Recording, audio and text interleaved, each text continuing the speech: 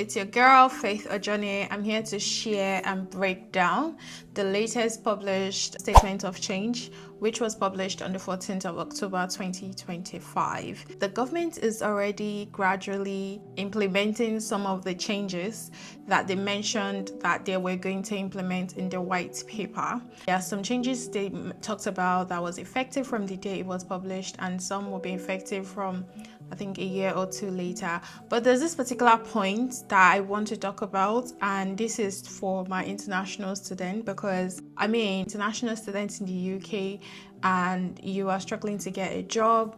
It's simplifying other pathway for you guys to be able to hop on. I'm going to be explaining that in details. My name is Faith Ojone, and on this channel I share latest immigration updates. I talk about migrant stories and their journey for us to learn and just be informed about. So if these are the kind of contents that you like, you know what to do. Hit the subscribe button down below, turn on your notification bell so you don't miss any of my videos. So without saying so much, let's get straight into the video.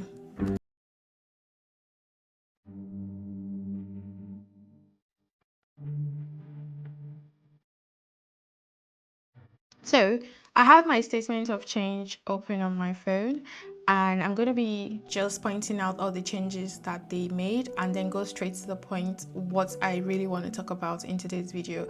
So the first one is the introduction of visa requirements for Botswana nationals. So effective from the day it was published, Botswana national will have to apply for visa to come to the UK. The government also talked about the recognition of the Palestine, change to visa national list, and the German school travel requirements for German school group visiting the UK.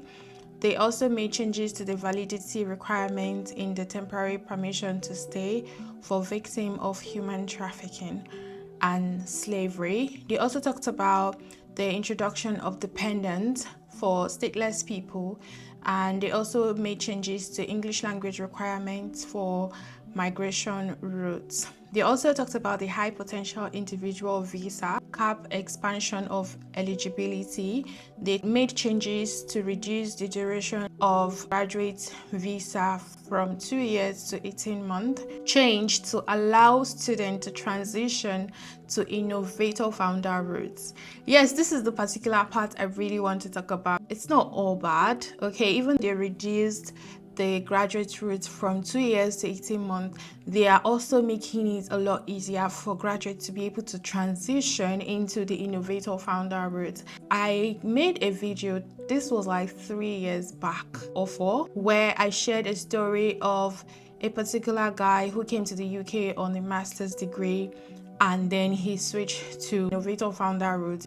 I can't remember the name now, but they've changed it to Innovator Founder route. They've also amended the grounds for refusal. They've also made changes to family and private life with the common suitability rule for refusal. So if you've been following my immigration stories, some of these things will make sense to you. Like if you apply for a visa, maybe under family route, and you're rejected, you can appeal every decision you get. So they are making changes to all this appeal. These are some of the top changes they are making. What are the dates set for commencement for all these changes they've made? So for the Botswana visitors visa requirement, effective from 3 p.m. 14th of October 2025. So if you're a Botswana national, you want to come to the UK, you're now required to have a visa. And the UK government has declared the recognition of the Palestine state, means Palestine has also been added to the visa national list, with effective from the 11th of November 2025. The UK government has increased the skill charge for sponsoring workers.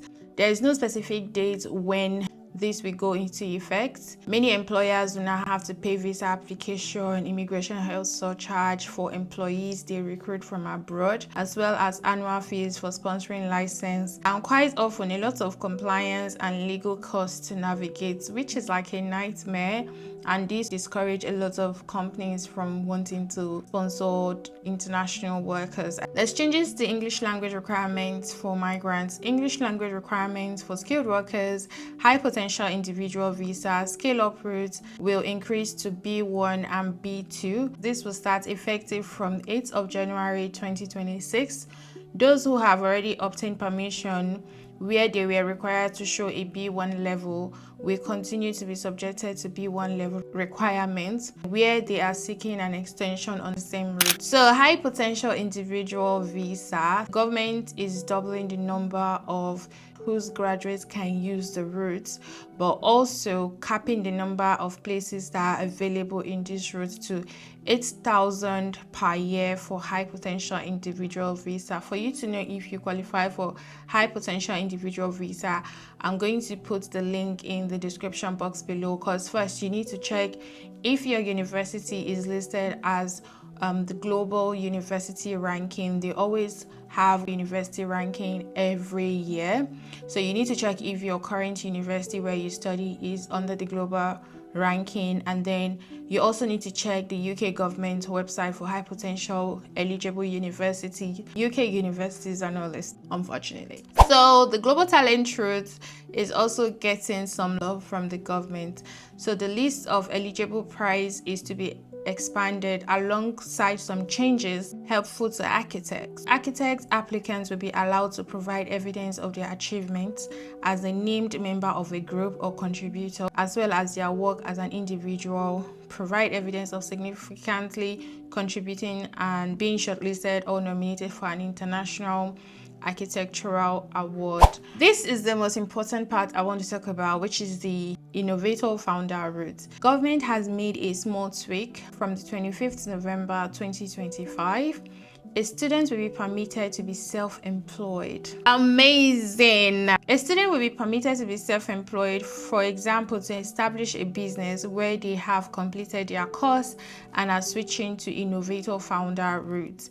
This is how it used to work for those switching into the old startup route. If you have a business, you know the process. It's not just register your business and abandon it. There are so many other compliance you need to do. We get emails from company house, from HMRC, so we have to file our taxes, we have to update our annual accounts.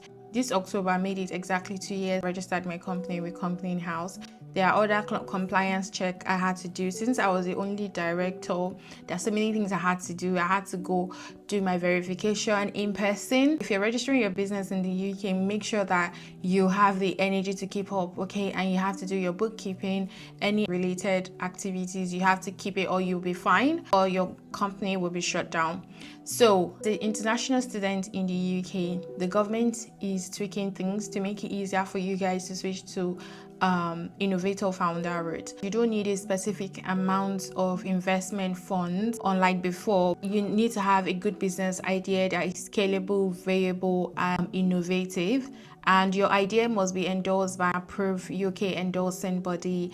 I would leave the link to the endorsing body in the description box below, so you can go check them out and see which endorsing body aligns with your industry, okay? And also the visa is usually granted for 3 years, and you can apply for indefinite leave to remain after you've met the requirements. And you can switch with your dependents. You can bring your dependents, your spouse, your children on the Innovator Founder route. And for international students, okay, if you're switching from student visa, you can switch to Innovator Founder route before your student visa expires. You don't need to leave the UK. As long as you've submitted your project, you're done with your school, you can switch to Innovator Founder route if you already have everything in place. You can build a startup while studying. If you already have a business idea, you can start developing it while you're still on a student visa and apply once it is ready. So it's not like you need to hit the ground running. And now the government is making it easier, allowing students to switch to Innovator Founder route before their student visa expires. So you can collaborate with your universities. Like, your university is there to support you. Your university is not just there to teach you and you would graduate and leave. You need to take advantage of your school. Let them support you. Like, I don't know if you guys have seen this video on my channel where I invited one guy, then it was startup visa, not Innovator Founder route. He switched to startup visa then as an international student here in the UK, and the business idea he proposed to the endorsing body was a snail business. Okay, he started a snail business and he was endorsed. Think out of the box as an international student and hop on this opportunity since the government is already making it easier. Another thing is the Innovator Founder route is a path to settlement. Once you have your business and you're on the Innovator Founder route, you can settle permanently in the UK. And the thing again, it's not like with the Innovator Founder route you cannot work elsewhere. No, you can also have a second job, even though while you are in the Innovator Founder route, as long as you keep your business going. You can still have a side job while you are chasing your business, as long as you keep your business going and all of that. And the thing is, once you have a business that is thriving in the UK, you can also apply for grants. There are lots of grants out there. You just look for grants that you're eligible for, apply to them, and scale your business.